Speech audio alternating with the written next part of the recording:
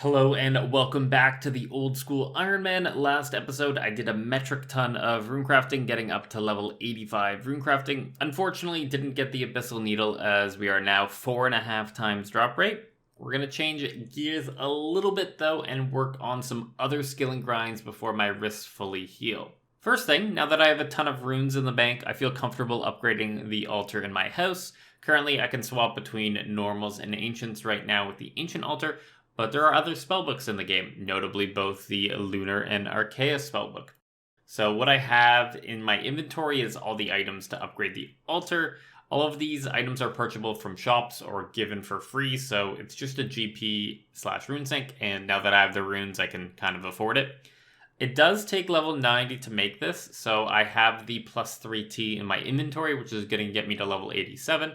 And then the Crystal Saw gives you plus 3 whenever you're using it, so that makes our effective level 90, and we get to make it. Now I can swap to Ancient, Lunars, or Arceus freely in the house, and this is going to make me stay on the Arceus spellbook way more often and use those very powerful spells that it gives us. I have no idea when the last time I checked the kingdom was. It has to be at least 6 months because I haven't done it since I've gone back. Though it's definitely not 100% efficient, as when I came back, the coffer was very low on GP, like under 100k, so not good there. I have it set currently to 10 herb and 5 mahogany logs, as I think that's the best for me right now, as it gets me both herblore and construction experience, and everything else is kind of useless. I am hoping for a good amount of herbs here. I honestly have no idea what it's going to be. Holy crap, that's a lot of herbs. We got like 2,000, 3,000 total herbs banked, and like some good ones too, like the Renars, almost 200. That's 200 prey pots. I will look at the banked XP plugin. I took a screenshot of it before I planned this out, but I'm thinking the difference in XP banked has to be at least 6 digits. Maybe it's up to 200k, but I think somewhere in that 100 to 200k range just by looking at it. Plus, I'm also 5,000 mahogany logs closer to maxing out construction. Overall, Kingdom is still worth it for me. Going forward, I'm going to keep it the same, 10 herb, 5 mahogany. Until I have 99 construction banked, I don't think I'm going to change that. It's still going to be the best way to go. But this time, I'm only going to deposit 1 mil. It's going to tide us over for a couple weeks, but I need my cash stack for other things right now. And if I dump like 2 to 3, 4 mil, I might actually run out of cash, which is surprising looking at the cash stack, but you'll see more later. Looking at the banked XP plugin, I banked an additional 247,000 experience, which is way more than I thought. I thought it was going to be closer to that 100k point. But with that, 86 is banked. That was the first goal of the episode. It's done. Note that I have it ignoring Dwarfweeds, Terramins, and Marintils. They're highlighted in red, as I don't have easy access to their secondaries at the moment, but I will in the future, so that's just future Herblore experience, but I can't use it on this grind. Guess it's time for some secondary farming. This episode, I want to complete the Varrock diary, which requires 81 Fletching and 90 Herblore, but I can boost up from 86 to 90 with a botanical pie, so that was the goal for banking 86. Before I jump into the Herblore and secondary gathering, I want to do a Master Farmer grind. The grind is a 2-bird, 1-stone sort of thing. I want to replenish my hop seeds to be able to do birdhouse runs again consistently, and I also want to replenish my Renar seed stack so I have ample prayer potions for the future. The goal right now is 100 Renar seeds. It's pretty interesting. The drop rate of a Renar seed varies based on your farming level. I believe this is an anti-botting measure, as low-level accounts botting master farmers do not have high farming levels, so they nerfed the shit out of the expensive seed drop rates. Anyways, because I'm above 85, I have the maximum drop rate for all the good seeds, which means the drop rate for Renars is approximately 1 in 265. I also have on the Rogue's outfit, which doubles my loot, so I only need to hit the Renar table 50 times. Take those two numbers, multiply them together, you get about 13,000. You can get up to 3,000 successful pickpockets per hour, so 4 to 5 hours of spam clicking. There it is, 100 Renar seeds have been obtained. I got pretty lucky on them, as it only took 11,000 pickpockets to get this far. It's pretty rare to get that lucky on that large of a sample size, but hey, I'll take it. Using the timer at the bottom, it took me just under 4 hours to complete this mini grind because I got here at about 30 minutes on the timer. If I were to farm all these seeds up, the rough math puts it at 200 to 300,000 Herblore experience bank, which is extremely nice because even though I'll get 86, I'll still have future Herblore goals that will be important. Also, I picked up about 16,000 hop seeds between all the different hop seeds, and that's at least a couple months worth of birdhouse runs, and it's just something I won't have to worry about in the future. While we work our way through the 20 to 30 herb runs that I need to do to farm up those seeds that we just got, I'm going to start working on fletching training. I have about 14,000 Addy Dart tips that I made eons ago before the blowpipe was nerfed, and instead of letting them rot in the bank, I figured I might as well get some fletching experience.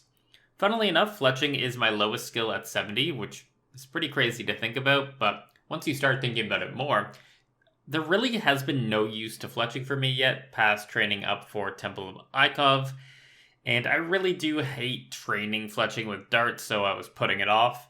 But at this point, I need the level, and it's so good that I can't ignore it.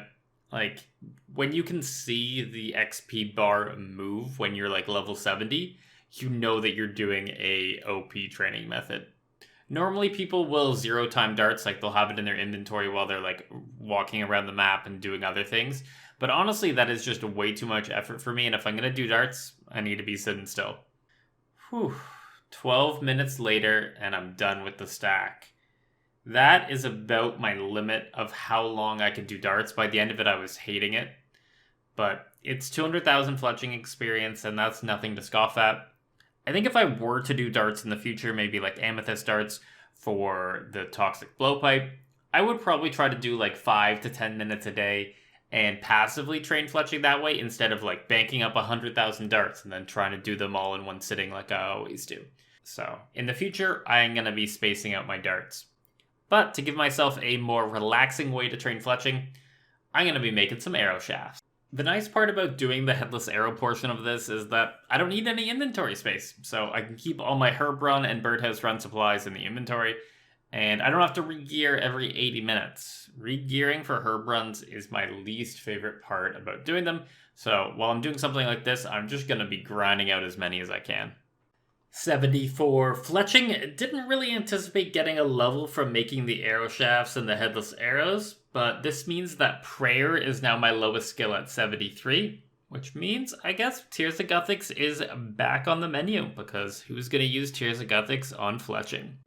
Headless arrows are done, and now it's time for the expensive part of fletching training, buying the broad arrows. We need 129k of them in order to get our fletching goal, and each arrowhead costs 55 GP at base price, so basically the entire cash stack is going to go away. The stock on this shop replenishes so quickly that I'm not going to bother rushing through it and hopping. Instead, I'll just chill and wait for it to max out on stock. This will save me a little bit of GP. The cash stack has been eviscerated, but we have enough broad arrows for 82 fletching, down to 1.6 mil cash, and I'm still not done spending cash this episode, so maybe we'll get down to 6 figures. Now is the fun part, where we start actually gaining experience. 10 XP per arrow, so that'll come in pretty quickly, especially because you can make up to about 40,000 arrows per hour. But realistically, without a make X interface, I'm going to lose a lot of ticks. So maybe half of that, to be honest. And you can also make these while moving around the map, while doing random things like herb runs. But like with darts, I'd rather just AFK instead of putting all that extra effort in. These levels are few and far between, but there is level 78 Hunter.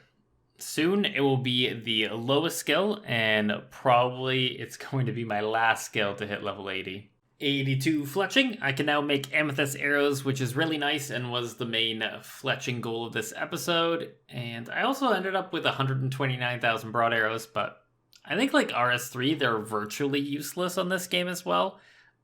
Just bad ammo, and you're going to have so many of them, so it's just a cool collection to have in the bank. Oh, I probably should have thought this out before and pre-banked them, but I need more headless arrows.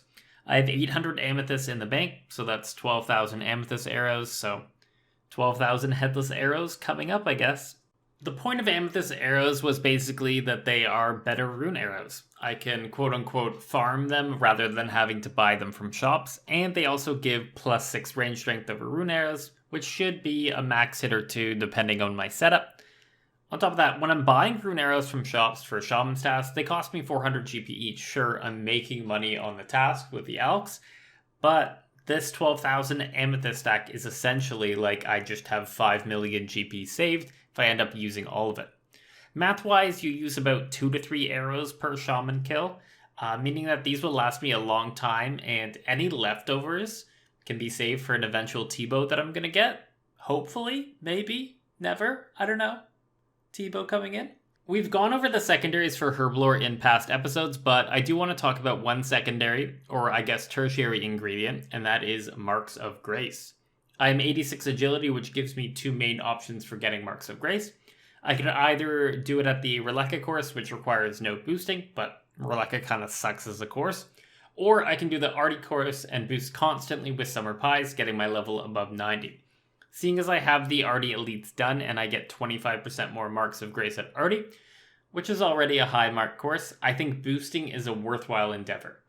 I didn't really do any math here on exactly how many pies I would need to get myself to 90, but I went ahead and banked 250 of each ingredient. The apples, flour, water, and pie dish can all be purchased from shops, but the watermelon and strawberries need to be farmed from allotment runs, but you get allotment runs so quickly. It was basically 2 of each of them to get above 250, and I have so much extra in the bank. For cooking the pies, you actually have a pretty high burn rate, even at 95 cooking, just because of how high of a level requirement summer pies are. So I'm going to get on the Lunar Spellbook and use the Bake Pie spell. This has a 100% success rate on cooking, so well worth the Astrals. And while you're doing that, make sure that you cook one of them in the Cook's Guild, as that's an elite task in the Varrock Diary, which we're getting done. So everything's kind of coming together. But otherwise, 250 cooked pies coming up. This is basically it. I eat a summer pie, and whenever my agility level drops below 90, I eat another summer pie. And then we pick the Marks of Grace till we have about 260, because that's how many Amylase crystals I need. I'm going to predict that throughout this process, we're going to get to level 89 by the time we're done, and the next time I do a Herblore dump, I'll probably reach 90. 87 agility. Every single level matters so much here. It just makes pies that much better. Before this level, I was getting 2 minutes per slice, but now that I have 3 levels of wiggle room before I get below 90, I'm getting 3 minutes per slice. The next level is over 400k experience away, so 8 hours of Arty course coming up. 88 agility and a total level of 2050. That is 9 hours of agility today. 191 marks obtained though. I have probably another 3 or 4 hours to go to get to the goal of 260 marks. I also did the smart thing and loaded up the inventory with herb run items, and every time I run out of pies and go to bank to do more, I just do another herb run. 260 Marks of Grace obtained. It's just a coincidence that the amount of Amylase crystals I needed is the same as the Graceful set, but if I ever lose my Graceful set in the Wildy, then I know how long it takes to get back. Overall, it wasn't too bad, just a day and a half of agility. I got about 20 Marks of Grace per hour, even while doing herb runs, so I think I could easily get up to 30 per hour when I'm not boosting with Summer Pies, and I'm also not doing herb runs on the side, so Arty course is pretty goated. 2,600 more doses of stamina coming up once the rest of the potions have been made. I've been putting off a lot of quests. I am 12 away from the quest point cape, and I've kind of been saving them for when it makes narrative sense rather than just doing them. And I finally have a reason to do a quest. A Kingdom Divided is a Zaya quest that focuses on the lore of the region, but its rewards are like Dream Mentor for the Arceus book. You get more spells, and those spells are what make the spellbook good. The one spell I care about right now is Degrind. It cleans all the herbs in your inventory with one cast, and seeing as I have thousands of grimy herbs in the bank and 2 broken wrists, this spell is invaluable to me. Plus, with Guardians of the Rift, I have basically unlimited nature runes. Overall, I'd say the quest was good, but a little too much of a lore dump for me, and I was over-leveled for the bosses, so I didn't get too much out of them. but that's a me problem and I did it to myself. The Caradest Memoirs got upgraded to a Book of the Dead, which is a mediocre mage offhand, but it has a very special effect where it gives you the ability to summon thralls. But we'll talk more about that later once they become a little more relevant. And luckily enough, we have our altar in the house, so we can easily swap over to Arceus. Look at this episodic synergy. Normally, I would just spam click the herbs, but this spell is quite nice. It takes a couple seconds for the spell to kick in, and you get half the Herblore XP you would have normally got. I think it's just a nice way to convert all your herbs, and it's pretty quick.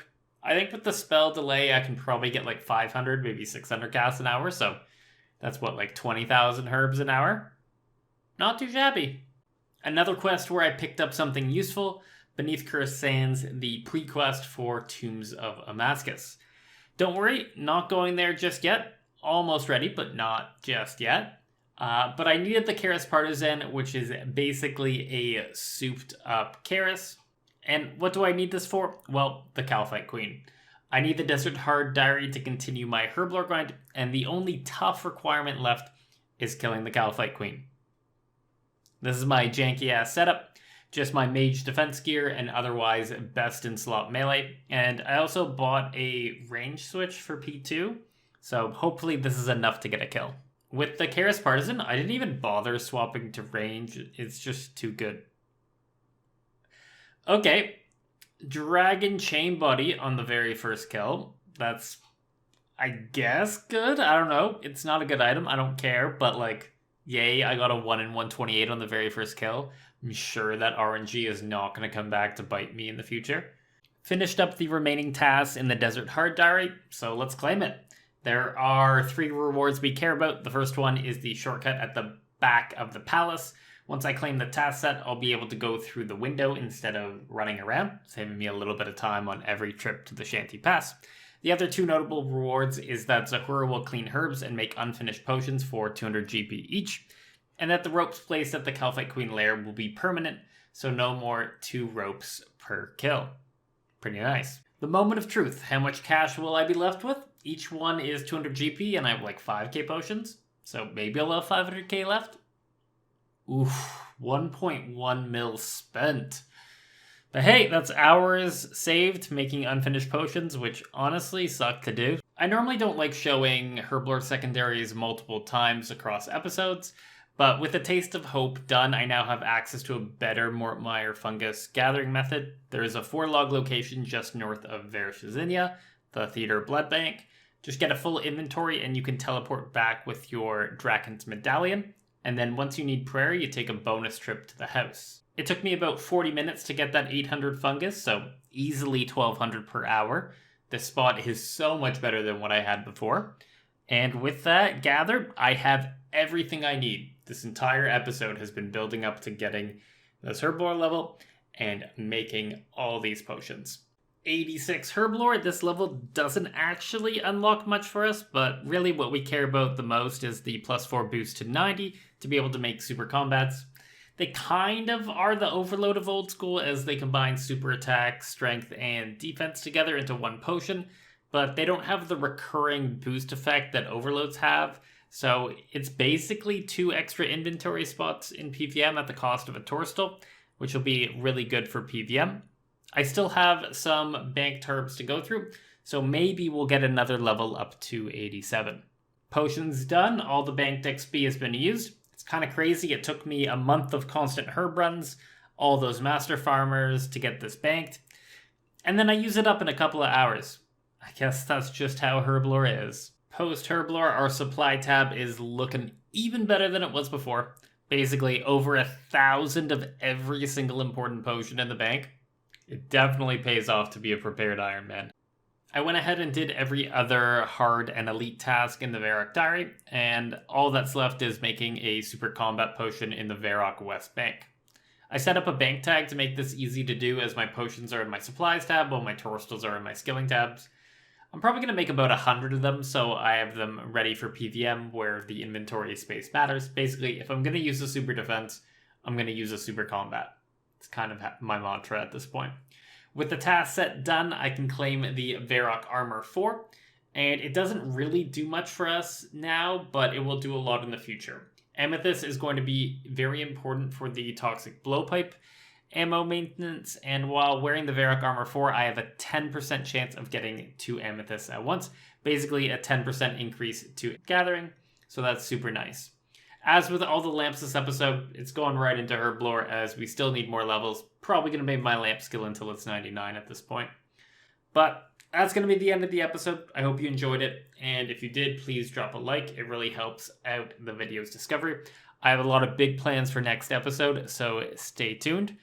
But past that, have a good day, and I'll catch you in the next one.